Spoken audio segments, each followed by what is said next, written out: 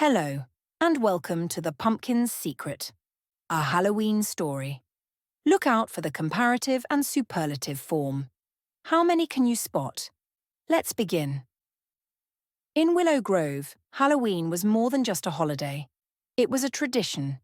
Every year, the entire village came together for the pumpkin growing contest. And this year, for the first time, Emma decided to join. She planted her seed with care and watered it every day, just like her grandmother had taught her. At first, Emma's pumpkin looked normal, like all the others. But soon it began to grow faster than she had expected. By the second week, it was bigger than any other pumpkin in the village. Her neighbours started to talk. "That's the biggest pumpkin I've ever seen," they whispered. Some even said it was too big, that something strange was happening. As Halloween approached, the pumpkin grew so large that it became the largest anyone had ever seen. Emma noticed the air around her house was colder, even though it was still autumn. Late at night, she heard soft whispers coming from the garden, but when she looked outside, no one was there. The animals in the village started to avoid her house too. Whisper means to speak very softly, so only those nearby can hear. One evening, as the full moon shone brightly in the sky, Emma walked outside and saw something unbelievable. Her pumpkin was glowing a deep orange and a small door had appeared on its side. Glow means a soft, steady light. Trembling with fear and excitement, Emma opened the door and stepped inside. The inside of the pumpkin was much bigger than the outside. It was like entering a hidden world, full of swirling colours and strange sounds. Trembling, shaking slightly due to fear or excitement. At the centre, a glowing figure appeared and spoke to Emma. "You've unlocked the secret of the golden pumpkin, but beware. Only those who understand the true meaning of magic can control it. What will you do with your power?" Emma was speechless. The figure vanished, leaving Emma with a decision that would change the future of Halloween in Willow Grove forever.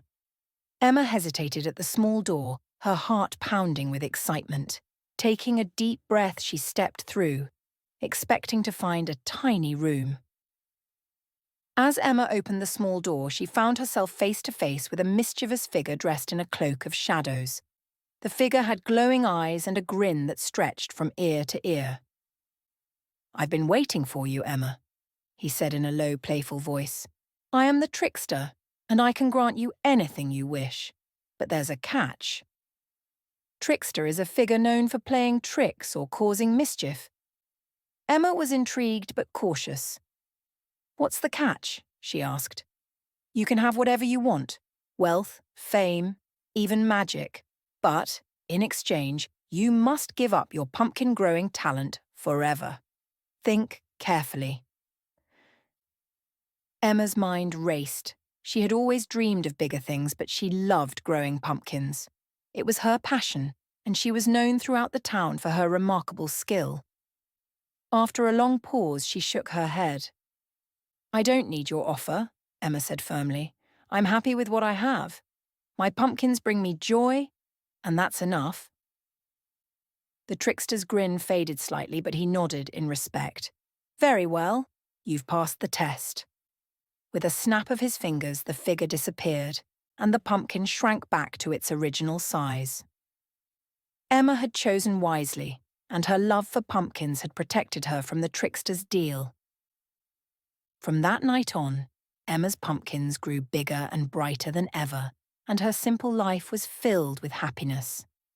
She knew that magic wasn't about having everything you want, but about appreciating what you already have. Answer the following questions with true or false. 1. Emma's pumpkin stayed the same size throughout the story. True or false? Answer. False. The trickster offered Emma anything she wanted in exchange for her pumpkin-growing talent. True or false? Answer. True. 3. Emma chose to accept the trickster's offer in the end. True or false? Answer. False. The comparative and superlative forms. A grammar quick rule. 1. For short adjectives, 1 syllable.